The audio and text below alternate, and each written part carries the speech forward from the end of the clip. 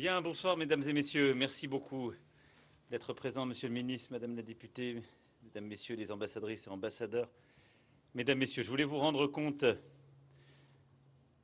après cette première journée officielle et après plusieurs journées de mobilisation, puisqu'il y a eu, comme vous le savez, ces derniers jours, à la fois un sommet, une conférence scientifique et aussi une mobilisation, une coalition des collectivités territoriales à travers le monde et beaucoup de coalitions d'acteurs dont nous avons rendu compte hier en fin d'après-midi.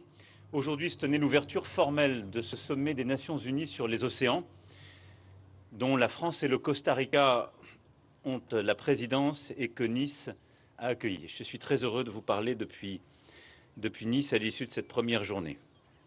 Cette conférence de Nice est, à nos yeux, un moment extrêmement important et d'ores et déjà, et il faut le dire comme tel et le revendiquer comme tel, un succès, par son organisation même, par ce qu'elle représente au moment même où nous le faisons.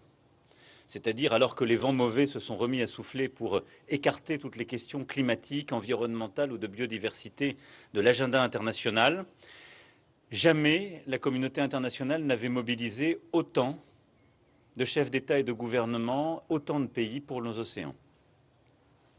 En effet, grâce au travail qui a été accompli, cette mobilisation a été possible et nous l'avions lancée dès 2022 à Brest avec le One Ocean Summit, puis à l'UNOC 2 à Lisbonne. Et donc la mobilisation de plus de 60 chefs d'État et de gouvernement, de plus de 120 ministres, plus de 1000 événements organisés par la société civile, c'est en soi déjà une avancée et c'est en soi déjà quelque chose d'inédit pour nos océans. Et avec le président Chavez du Costa Rica, le président Lula qui était là aussi, les chefs d'État présents, ont confirmé que la diplomatie environnementale était toujours là et que rien n'arrêterait cette mobilisation. Et je veux avant toute chose remercier celles et ceux qui l'ont rendu possible, monsieur le ministre, vous-même et l'ensemble des équipes du Quai d'Orsay, le représentant personnel en charge des océans et de la négociation climatique, ambassadeur des pôles, madame la directrice et toute la direction des Nations Unies, l'ensemble des équipes qui sont à vos côtés. Merci infiniment pour cette mobilisation et ce qui a été fait avec mes équipes, celles du ministre, et remercier évidemment les Nations Unies pour leur étroite coopération avec nous et le Costa Rica. Le moment qui a été permis par cette mobilisation, c'est celui d'une avancée qui est désormais irréversible pour nos océans. Et je voudrais insister sur quelques avancées de ce sommet, qui sont d'ores et déjà consolidées. La première, la plus importante, c'est le fameux traité sur la protection en haute mer, c'est-à-dire dans la mer au-delà des zones économiques exclusives et donc des mers qui sont, si je puis dire, administrées par chacun des États. C'est un enjeu essentiel parce qu'on parle là de 2/3 des océans. Et donc il faut se représenter que lorsqu'on s'est rassemblé à Lisbonne, à l'UNOC en 2022, il n'y avait aucun cadre agréé pour 2/3 des océans. Et donc tout ce dont on parlait ne valait que pour ce qui était dans nos zones économiques exclusives. Le reste, c'était le Far West. Depuis l'UNOC 2 à Lisbonne, par notre mobilisation, d'abord nous avons finalisé une négociation qui était bloquée depuis des décennies, ce fameux traité BBNJ. Et une fois signé, pour qu'il rentre en vigueur, il fallait qu'il soit ratifié par au moins 60 pays. Ce qui n'est pas chose aisée, parce que je vous rappelle que le dernier grand traité international sur le droit de la mer, la Convention de 1982, il avait fallu 12 ans pour avoir les ratifications. C'est-à-dire que ce traité qui avait été signé en 1982 n'était rentré en vigueur qu'en 1994. Il y a un an, il y avait 8 ratifications. Et donc, nous avons travaillé d'arrache-pied ces derniers mois, et c'est pourquoi nous avons, il y a quelques instants, annoncé qu'en effet, au 1er janvier prochain, ce traité pourrait entrer en vigueur et qu'enfin, nous allions avoir un cadre international pour réguler, administrer la haute mer. Et qu'enfin, nous pourrions protéger, lutter contre la pêche illicite dans 65% de nos océans qui jusque-là étaient une zone de non-droit. Nous avons d'ores et déjà 55 ratifications effectuées et déposées, une quinzaine qui sont en cours avec déjà une date sûre, une quinzaine qui sont en cours et qui se feront d'ici la fin de l'année, ce qui fait qu'il n'y a plus de doute et c'est pourquoi nous l'avons officialisé avec le secrétaire général et plusieurs de mes collègues, il n'y a plus de doute pour dire que d'ici à l'Assemblée générale des Nations unies, plus de 60 ratifications seront dûment votées et dûment déposées auprès des Nations unies, ce qui fait que ce traité pourra entrer en vigueur au 1er janvier de l'année prochaine.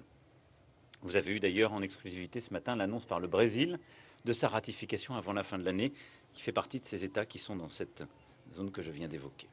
La deuxième grande réalisation, c'est la création de nouvelles aires marines protégées.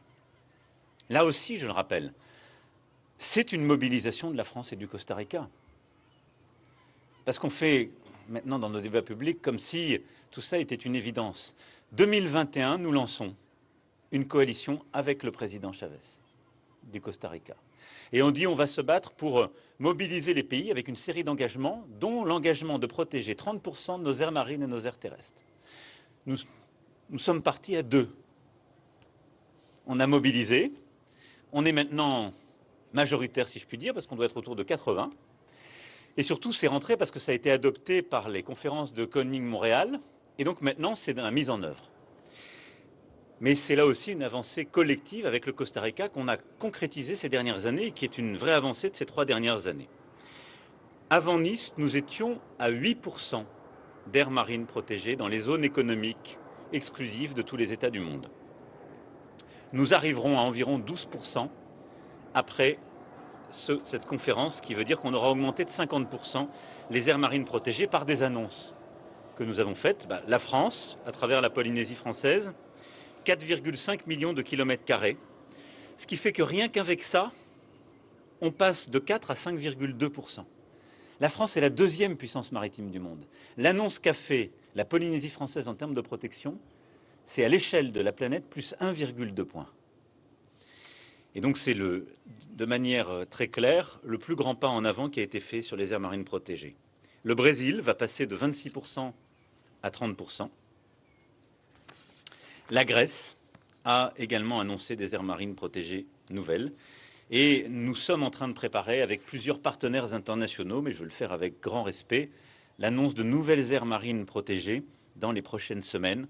Et je salue en particulier la déclaration très forte qu'a eue le président malgache à ce sujet.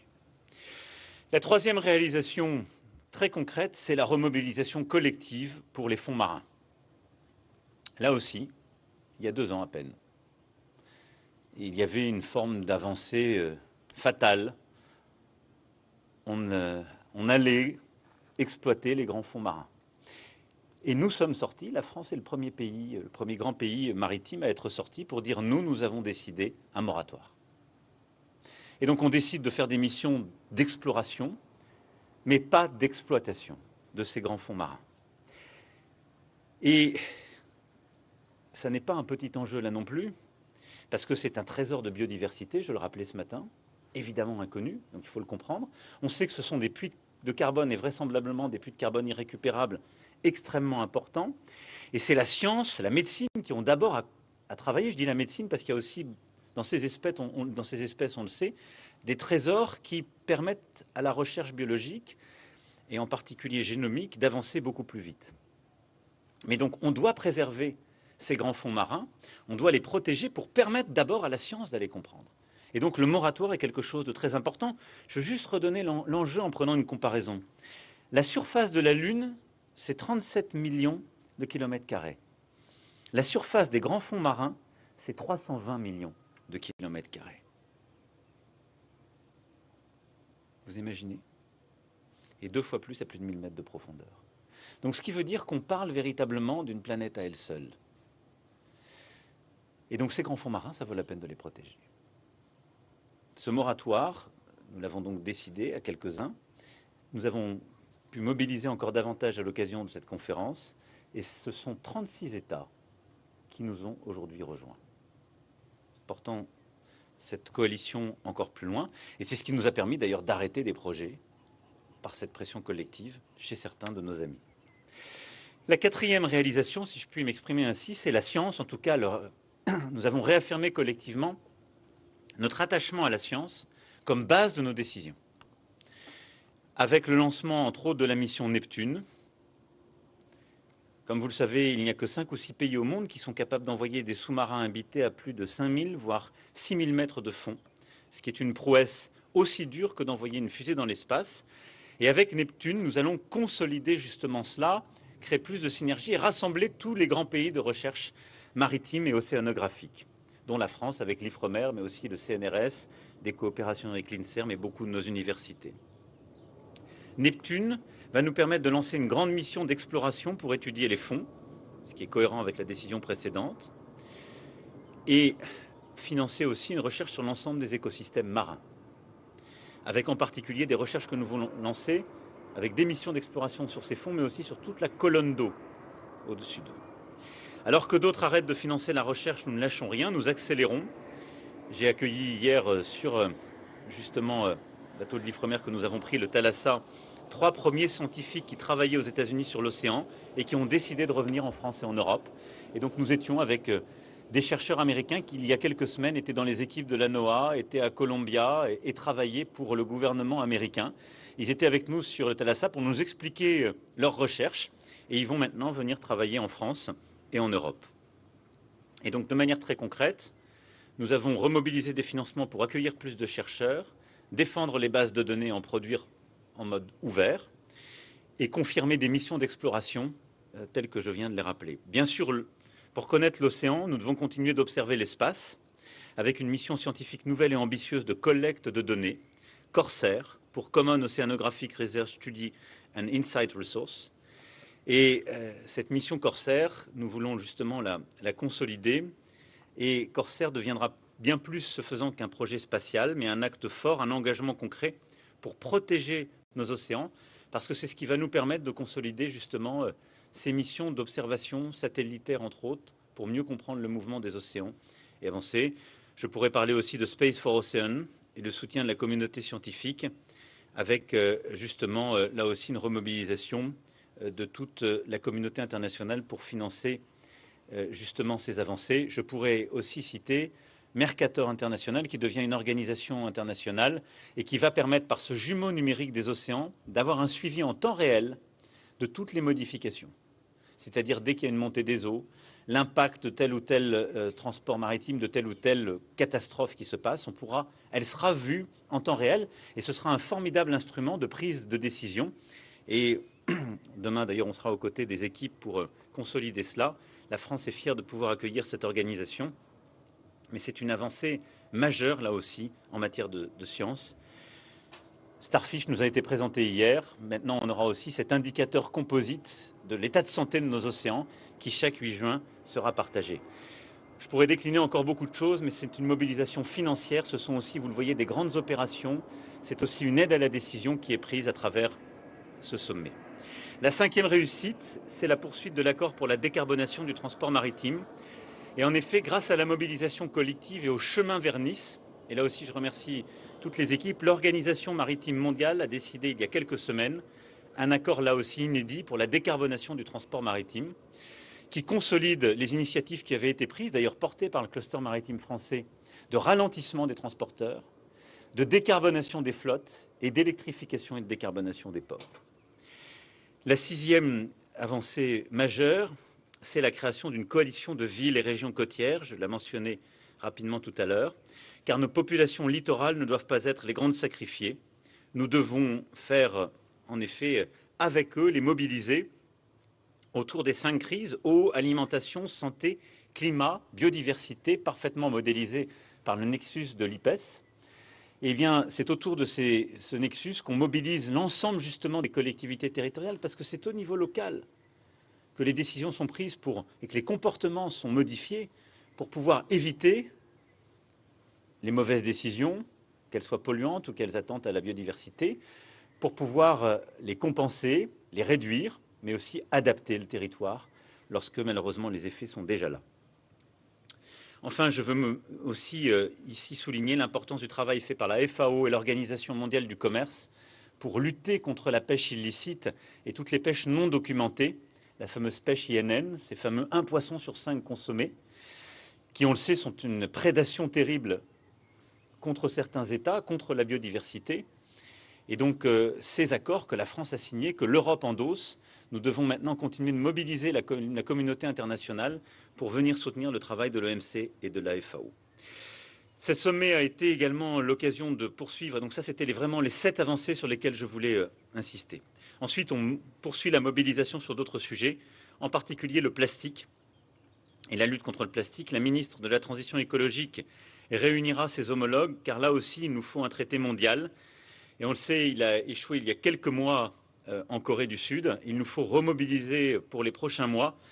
La France a pris des décisions fortes en la matière, vous le savez, ces dernières années, pour elle-même. Nous mobilisons l'ensemble des Européens, mais il nous faut convaincre, si je puis dire, quelques États qui restent récalcitrants.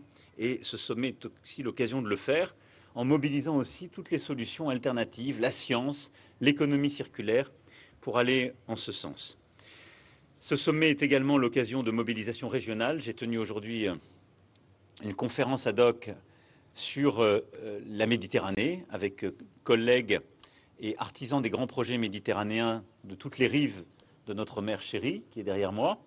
Nous avons pu tenir et coprésider avec le Royaume du Maroc une conférence importante sur l'Afrique et les océans.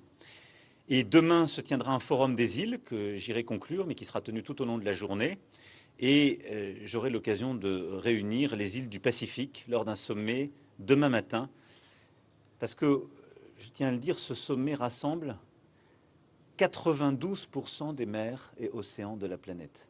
Et je veux vraiment dire ma reconnaissance à l'égard de tous mes collègues du continent africain, du continent américain et du Pacifique qui ont parfois fait de longues journées d'avion et parfois d'avions et de bateaux et qui sont présents ici pour être mobilisés parce que certains d'entre eux seront dans les décennies à venir directement sacrifiés par l'absence de décision ou déjà nos erreurs passées. Enfin, je veux ici dire que la France a pris pour elle-même des engagements pour nos propres aires marines protégées. Comme vous le savez, nous sommes déjà largement au-dessus des 30%. Nous étions, avant cette conférence, à 30%. Les décisions prises par la Polynésie nous mettent très largement au-delà de ce chiffre. Et donc, nous faisons partie des pays qui sont les plus protecteurs en aires marines protégées. Nous sommes désormais aussi en protection forte à 14%. L'objectif est de 10%. Nous étions, avant ce sommet, nous, Français, pour l'ensemble de nos eaux territoriales, à 4% de protection forte. Nous sommes passés à 14% de protection forte. Ceci en grande partie grâce à nos territoires ultramarins qui font d'ailleurs, il faut bien le dire, l'écrasante majorité de notre zone économique exclusive.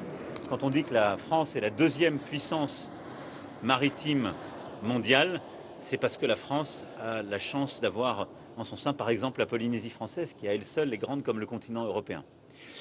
Mais nous avons continué aussi l'effort de protection forte. Je sais qu'il était attendu pour nos eaux directement métropolitaines. La protection forte était de 0,1% avant l'UNOC et elle passera à 4%, avec en particulier 500 aires marines protégées dans les prochaines années qui seront ainsi validées. Une concertation qui a été menée par la ministre avec des scientifiques, les organisations non gouvernementales, les collectivités territoriales et nos pêcheurs. Mais donc la France aujourd'hui, pour ses zones économiques exclusives, respecte ses engagements internationaux. Nous sommes au-delà des 30% de protection et au-delà des 10% de protection forte. Sur le plastique, nous continuons le combat lancé en 2019 par la loi dite AGEC, avec de nouvelles mesures que nous mettons en œuvre progressivement. L'exemple d'ailleurs de Nice, ville qui vise l'horizon zéro plastique et qui a mis en place une consigne efficace, en est une parfaite illustration. Nous mettons aussi en échec les pirates qui pillent nos mers avec la pêche INN. Les résultats sont là et notre marine agit pour protéger la planète en 2024. Je veux le dire ici parce que l'action de l'État en mer fait partie de la crédibilité de notre engagement. Nous avons renforcé celle-ci et les moyens. 400 actions de pollution ont été détectées, 322 navires de pêche suspects ont été déroutés pour contrôle, 851 tonnes de poissons illégales ont été saisies et 1074 km de filets, ce qui est la distance en quelque sorte qu'il y a entre Nice et Lille. C'était des filets qui pêchaient de manière irrégulière dans nos côtes. La France peut le faire parce qu'elle a une action de l'État en mer organisée. Je remercie celles et ceux qui la mettent en œuvre. Elle peut le faire parce qu'elle s'est dotée de ses moyens. C'est là aussi que nous devons remobiliser la communauté internationale pour que chacun puisse le faire. Voilà, mesdames et messieurs, ce que je voulais présenter à l'issue de cette première journée. Je vais maintenant répondre à vos questions. On m'entend ? Oui. Émilie Torgemène pour Le Parisien aujourd'hui en France. Je voulais vous parler de deep sea mining. Donc 37 pays, dont la France, appliqueront le moratoire. À quoi ça sert quand un pays, nommément les États-Unis, refuse de l'appliquer ? Ça, c'est la première partie de ma question. Et puis sur les aires marines protégées, donc ça va intéresser plutôt la partie française. Vous dites on monte le son, on monte le niveau d'engagement. Pour les 4% d'aires marines protégées en protection forte sur les hexagones, beaucoup d'ONG regrettent que ce soit des zones qui étaient déjà interdites aux chaluts profonds. Est-ce que vous pouvez nous répondre aussi là-dessus ? Merci. Alors, sur votre première question, j'ai envie de dire, si on raisonnait comme ça, on n'aurait jamais rien fait. Parce que je vous rassure, jamais les États-Unis d'Amérique n'ont été en pointe sur ce sujet. Maintenant, elles ne nous empêchent pas de faire. Et d'ailleurs, elles sont représentées à un niveau de travail dans cette conférence. Mais en vérité, si j'avais raisonné comme vous venez de le dire, on n'aurait jamais lancé la coalition pour la protection. On ne parlerait même pas de 30% parce qu'on ne serait jamais mis avec le Nicaragua pour y aller. Et on n'aurait même pas commencé à travailler sur BBNJ. Donc tout ce que je viens de vous dire a été possible parce que nous nous sommes mobilisés avec des pays qui sont de bonne volonté comme nous, en avance. Et après, on s'est créé du droit qui s'oppose aussi aux États-Unis d'Amérique. Ce qui sera le cas quand il rentrera en vigueur du traité dit BBNJ sur la haute mer. C'est-à-dire que si un acteur américain, chinois, ou quelle que soit sa nationalité, va faire des bêtises en haute mer qui ne sont pas conformes à ce traité, la communauté internationale pourra le sanctionner. Donc ça sert beaucoup. Et donc cette coalition, on est encore en effet que 37. Mais enfin, on était 1 il y a 2 ans. Donc on va continuer. Mais moi, je note qu'il y a déjà des pays qui étaient en train d'autoriser, qui ne sont pas dans notre coalition, qui, face à la pression, on dit bon, on va arrêter. Et donc, on va continuer. Je veux stigmatiser personne, mais il y a des projets qu'on a pu stopper comme ça.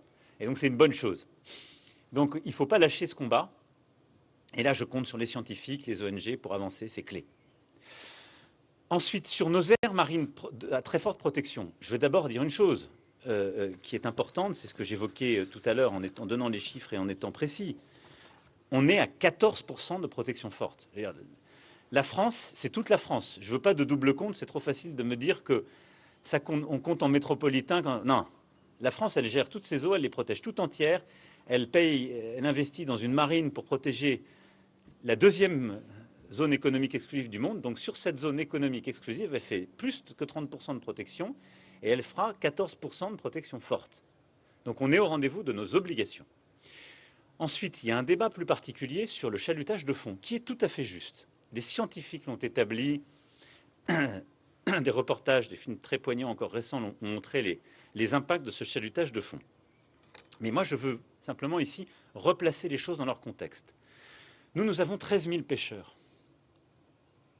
L'écrasante majorité de cette pêche est une pêche qui est d'ailleurs artisanale, avec des petits bateaux, et pour les autres, c'est des bateaux qui n'ont pas du tout la taille de ceux qu'on voit dans nos reportages. C'est-à-dire, quand je prends la pêche française et sa flottille, on a une activité qui couvre toutes les tailles de bateaux, mais on a 70% de nos bateaux qui sont en dessous des 12 mètres. Et ensuite, les autres, c'est entre 12 et 25 mètres. On a un grand bateau qui fait de la transformation, l'Émeraude, je crois, je ne me trompe pas en le citant. C'est le seul grand bateau de la flottille française qui vraiment fait de la découpe et de la transformation. Mais on n'a pas une flottille industrielle et nous, on respecte parfaitement les règles de la pêche. Bon. Donc c'est ça la pêche française. Je dis juste pour rappeler, recontextualiser. Quand on parle de la Méditerranée, la France, elle a 40 chaluts qui font de la pêche, qui font du chalutage de fond. L'Italie en a 400, l'Espagne en a 600. Donc juste, parce qu'on adore se flageller nous-mêmes, on est plutôt des bons élèves. On est même des vrais bons élèves. Et moi, depuis 8 ans, j'ai une méthode assez simple, c'est que je ne fais jamais rien contre les pêcheurs. Parce que d'abord, ils ont intérêt à la biodiversité. Avant qu'on ait tous ces débats, nos pêcheurs, territoires métropolitains comme ultramarins, ils ont créé des zones de conservation parce qu'ils savaient que pêcher trop, c'était mettre en danger leur instrument de travail. Les aires marines protégées, elles ont été inventées en Polynésie française avec des aires éducatives bien avant toutes nos règles et ce que pouvait dire l'IUCN. Là, elles se mettent en conformité avec ces règles. Et donc, je suis dans le respect. La ministre a fait une concertation très longue sur ces aires donc, qui sont très sensibles, parce que c'est des zones de pêche importantes. je vous confirme que le chalutage de fond et le raclage, dans la carte qui est sortie, sera bien interdit. Ce que nous reprochent certains, c'est qu'il puisse y avoir du chalut pélagique, c'est-à-dire qu'on puisse encore pêcher. Mais c'est des pêches qui ne mettent pas en danger la posidonie, le fond, les espèces qui sont les plus dangereuses et qui suivent une autre logique. Voilà, je fais bien le distinguo. Mais je vous confirme que les techniques de chalutage de fond de raclage dans la cartographie qui a été concertée par la ministre, sur ces zones dont la carte sort, qui vont donc concerner 4% du territoire de nos eaux donc métropolitaines, on aura bien une protection forte qui empêchera justement ces pratiques. Mais vraiment, ça a été concerté, zone de pêche par zone de pêche, et donc la carte normalement a été sortie, m'a dit la ministre ce matin, et donc on peut répondre à chacune des questions qu'il y a sur chacune de ces zones. Non, justement, c'est tout le reproche qui nous était fait. Le reproche qui nous était fait sur ces zones qui étaient déjà en aire marine protégée, c'est qu'il n'y avait pas de protection forte et que le chalutage de fond se faisait. Donc je vous confirme bien, sinon il n'y aurait pas eu de négociation avec les pêcheurs si je vous vendais une carte qui existait déjà. Comptez sur moi, si ça avait été le cas, je l'aurais déjà mis. Je ne fais pas non plus de décompte en ma défaveur. Donc si ça avait déjà été le cas, je vous l'aurais déjà dit. Hi, Karen McVeigh from The Guardian. I'm sorry, my question is similar to the last questioner because it seems to be confusing. France has been criticised for not going as far as other nations on banning bottom trawling in marine protected areas, and the announcement of 4% protection in metropolitan areas have not satisfied the critics. They still seem to be upset with France. Can you tell me how France aims to achieve what the EU says 10% needs to be strong protection, strict protection, where bottom trawling is banned? How do you aim to achieve that, and how do you aim to achieve 30% of protection in metropolitan areas? Thank you. Alors d'abord, moi je refuse la distinction. La France, elle a une zone économique exclusive, tout entière, et donc nous faisons bien plus de 30% et on fait bien 14% de protection forte. Et ça, pardon, mais c'est trop facile sinon. Je refuse d'être une chauve-souris. Vous voyez, qui, selon l'heure du jour et de la nuit, on dirait c'est un oiseau ou c'est une souris. Non. Nous, on a une zone économique exclusive, elle est immense, on la couvre, on prend des règles, et donc on est à 14%. J'accepte de rentrer, parce qu'on est encore plus exigeant, on veut aller plus loin sur la partie européenne, stricto sensu, c'est-à-dire ce qu'on appelle métropolitaine. Mais enfin, nous, on est déjà à nos engagements internationaux. Et d'ailleurs, strictement parlant, si vous regardez nos obligations à l'égard des Nations Unies et de tout ce que nous avons mis en place, nous répondons à ces obligations. Et donc, le débat qu'on a sur les zones métropolitaines est un débat qui est déjà un débat, si je puis dire, du mieux. Et j'ai envie de dire, comme on passe de 8 à 12 en protection et que nous, on est déjà à 30, les amis, rejoignez-nous. Parce qu'en protection, aire marine protégée, nous, on est au-dessus de 30 maintenant. Si je prends les zones économiques exclusives du monde entier, on était à 8 avant cette conférence, on passe à 12. Donc la France fait partie des meilleurs élèves. Il n'y a pas de meilleurs élèves que nous en Europe aujourd'hui, compte tenu de notre zone. Ce n'est pas vrai. Donc ce débat, je ne suis pas d'accord avec. Ensuite, je note que d'ailleurs les ONG ont une déclaration extrêmement mesurée. Elles voudraient qu'on aille plus loin. C'est normal, c'est leur travail, et moi je les respecte. Elles sont plus exigeantes. Mais elles reconnaissent que nous interdisons dans ces 4% le fait qu'on aille racler au fond de la mer. Elles le reconnaissent. Ce qu'elles voudraient, c'est qu'on interdise toute forme de pêche dans la colonne d'eau dans ces 4%. Elles veulent qu'on aille plus loin. Ça, on va continuer de le concerter avec les pêcheurs. Mais vous comprenez, moi, je ne peux pas... Et d'ailleurs, les Britanniques qui ont sorti un très beau communiqué de presse, bon, ont beaucoup moins d'enjeux parce que leurs pêcheurs vont pêcher généralement chez les voisins, mais surtout, ils annoncent qu'ils vont concerter. Ils n'annoncent pas qu'ils ont décidé. Ben nous, on a concerté. Ce que je vous annonce, ce sont des décisions avec une carte qui a été prise. Mais moi, je veux le faire avec les pêcheurs. J'ai reçu des scientifiques pour préparer ce sommet il y a quelques mois. Et en particulier, il y a des scientifiques qui m'ont montré l'impact des sciences humaines. Ils m'ont expliqué le cas de Paimpol, en Bretagne. On a complètement réussi à enlever les pêches qui étaient les plus dangereuses pour les espèces. Et c'est vraiment un exemple vertueux. Ça a pris des années, mais en fait, on a proposé des alternatives à nos pêcheurs. Et donc, tout ce qu'on est en train de faire in vivo, dans nos débats. Qu'est-ce que c'est? C'est mobiliser la communauté internationale sur la base de la science. Emmener tout le monde pour se doter de règles collectives. Et puis ensuite, emmener tous les acteurs économiques, et donc là, en l'espèce, les pêcheurs, pour les aider à changer. Mais il ne faut pas du jour au lendemain les mettre face à des interdictions sans concerter. C'est comme ça qu'on perd tout le monde. Et c'est en faisant des choses comme ça qu'on se retrouve ensuite, des années après, à avoir des pays qui tournent complètement le dos à l'écologie, parce que vous avez construit des gens qui sont devenus réfractaires à l'écologie. Moi, je suis convaincu du chemin qu'on mène. C'est-à-dire qu'on repose sur la science, on engage la communauté internationale, on fait les choses pour nous-mêmes, mais on est respectueux et on emmène tout le monde. Nos pêcheurs, on est en train de leur demander des sacrés efforts. Simplement, nous, à côté, on doit les accompagner. Et donc là, ils ont fait un très gros effort. Donc sur ces 4% en zone métropolitaine, la France, elle fait du mieux-disant parce qu'elle est déjà à 14%, je vous le répète, de protection forte dans toutes ces zones économiques exclusives. Mais je vous dis bien que ce sera un vrai changement pour ces zones. Pour nos pêcheurs, ce sera une vraie contrainte. On va les accompagner. Et puis, ce faisant, on va aussi les accompagner pour aller s'équiper avec des bateaux et une flottille qui correspond aux pratiques de pêche qu'on promeut. C'est pourquoi on a créé un fonds avec CMA-CGM, le fonds de décarbonation, qui aide à renouveler cette flotte pour qu'elle respecte nos règles.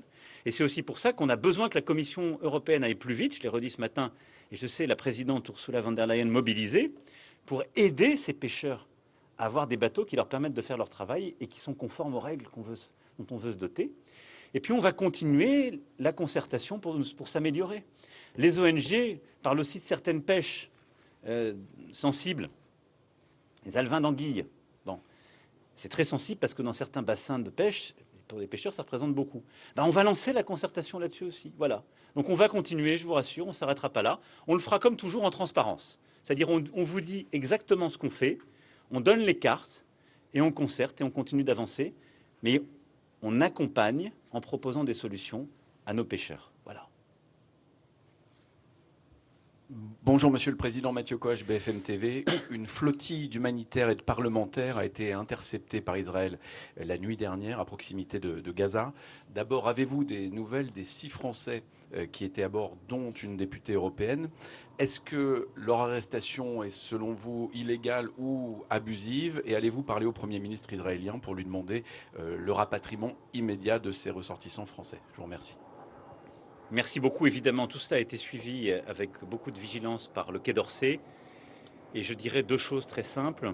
D'abord, la France est vigilante et aux côtés de tous ses ressortissants lorsqu'ils sont en danger. Et donc nous avons évidemment passé tous les messages pour que la protection soit assurée à l'égard de nos ressortissants, que la protection consulaire à laquelle ils ont droit soit assurée et qu'au plus vite, dès qu'ils auront eux-mêmes signé les autorisations, ils puissent retrouver le sol français.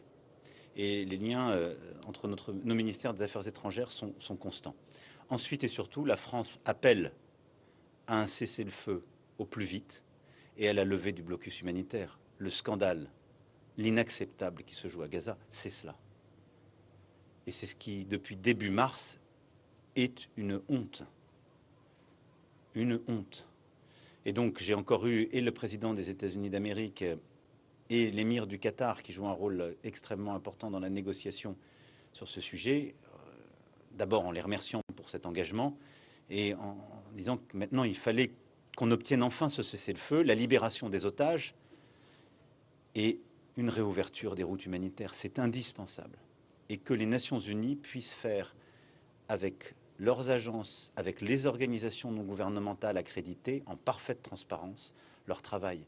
On parle d'enfants, on parle de personnes aujourd'hui dans une situation très grave, on parle de personnes âgées qui sont en train de mourir chaque jour à cause de ce blocus et à cause du fait que le cessez-le-feu n'est pas signé.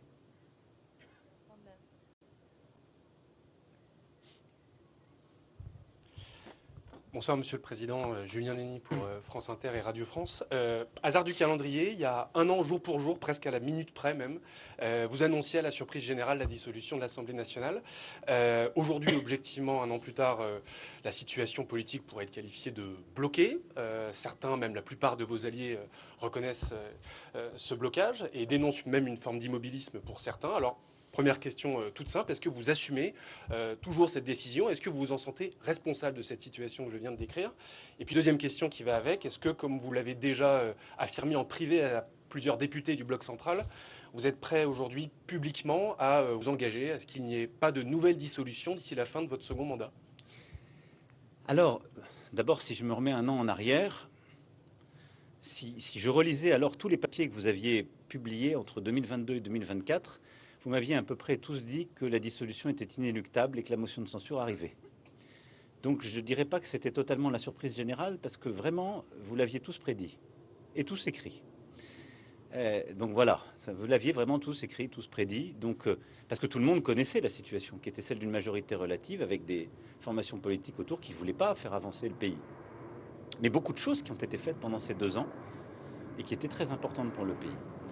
Ensuite, moi je l'ai dit, évidemment que j'assume la décision que j'ai prise, je l'ai prise il y a 1 an. Est-ce que je pense qu'elle a été comprise? Et est-ce que je pense qu'elle a permis de clarifier les choses? Non. Après, ce sont les Français qui ont voté, ce n'est pas le président de la République. Donc les Français ont fait un choix en conscience, c'est le leur. C'est ça la démocratie. Et des formations politiques qui sont présentées devant eux ont pris leurs responsabilités, elles composent le Parlement. Que n'ai-je entendu pendant les 7 ans qui précédaient? J'avais tous les pouvoirs, je prenais toutes les décisions. Maintenant, le pouvoir est au Parlement. Et vous savez quoi? C'est aux formations politiques qui, au Parlement, sont là de travailler ensemble pour faire avancer le pays, et au gouvernement de faire avancer le pays. Ce serait un peu facile de reprocher au président de la République et le vote des Français et l'immobilisme des formations politiques, dont certaines ont été expliquées que le président avait trop de pouvoir ou qu'il fallait faire ceci ou cela. C'est ça une démocratie. Et donc dans toutes les démocraties autour de nous, les formations politiques qui n'ont pas de majorité apprennent à travailler ensemble pour bâtir de l'action. Ben, c'est ça ce qu'on doit faire. Et moi je vous rassure, je continue d'agir. Dans mes prérogatives et là où je suis, et vous le voyez aujourd'hui, je ne lâche aucun combat et je n'en lâcherai aucun.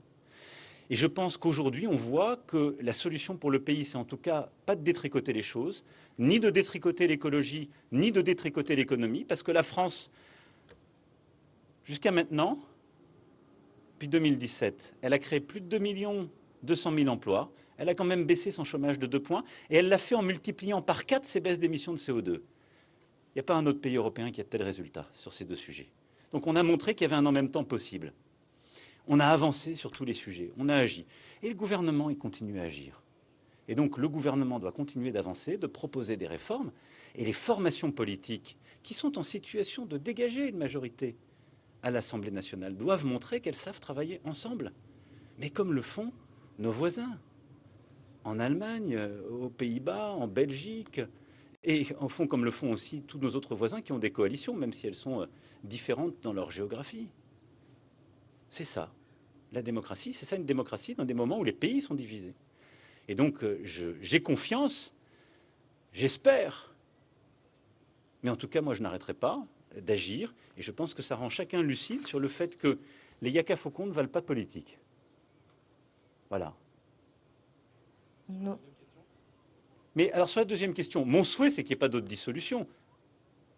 Mais mon habitude n'est pas de me priver d'un pouvoir constitutionnel, parce que si des formations politiques décidaient d'avoir une approche totalement irresponsable et bloquer le pays, peut-être me retrouverais-je dans une situation où je dois utiliser la Constitution. Donc je n'ai pas l'habitude de dire que je n'utiliserai pas la Constitution. Je suis un esprit très simple.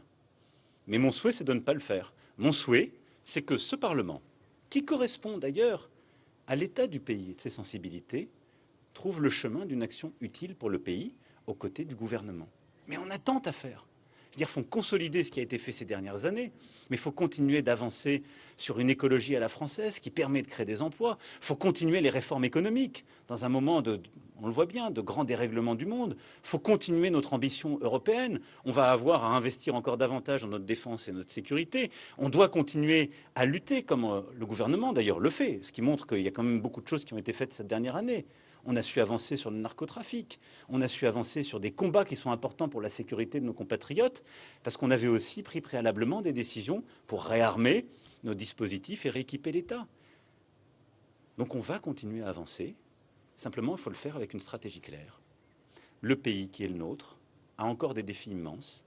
On doit répondre à la poursuite du travail économique. Il faut continuer d'être un pays attractif qui crée des emplois. Nous devons continuer la bataille écologique. Nous devons gagner la transition numérique qui est à l'œuvre avec l'intelligence artificielle, et la France est en leadership. Et en février dernier, post-dissolution, On a annoncé 109 milliards d'investissements et on a su prendre des avancées. Et nous devons continuer d'être un pays qui renforce son unité par des services publics plus forts, plus modernes, plus efficaces. C'est les réformes que le gouvernement va porter et que le Premier ministre va annoncer. Par aussi une armée qu'on va continuer de renforcer. 2 LPM se déploient. Et par une justice, des forces de sécurité intérieure qu'on va continuer à mobiliser sur les priorités parce qu'on veut un pays où on vit tranquille et uni. Voilà, les axes sont clairs. Ces axes qui valent pour la nation, on les déclinera au niveau européen avec un engagement fort. La France doit continuer, avec l'Allemagne et avec les autres pays d'Europe, à mener une ambition européenne forte. Et nous n'avons pas cessé, y compris ces derniers mois, de le faire. Et regardez, il y a quelques semaines, un chancelier nouvellement élu en Allemagne est venu à Paris. Nous avons ensemble proposé un reset franco-allemand. On avance. Il faut regarder les choses avec honnêteté et il faut les regarder avec le sens du service. De là où je suis, de là où est le Premier ministre et son gouvernement, de là où sont les parlementaires, tous, on doit trouver le chemin des femmes et des hommes de bonne volonté qui, malgré leurs différences, compte tenu de l'époque dans laquelle nous sommes, des troubles géopolitiques et des grandes transitions que nous vivons, on doit construire les solutions les plus ambitieuses pour le pays. C'est la seule chose qui vaille. Le reste ne compte pas. Merci beaucoup, Monsieur le Président. Nous arrivons au terme de cette conférence de presse. Merci à beaucoup. tous. Merci à toutes et tous.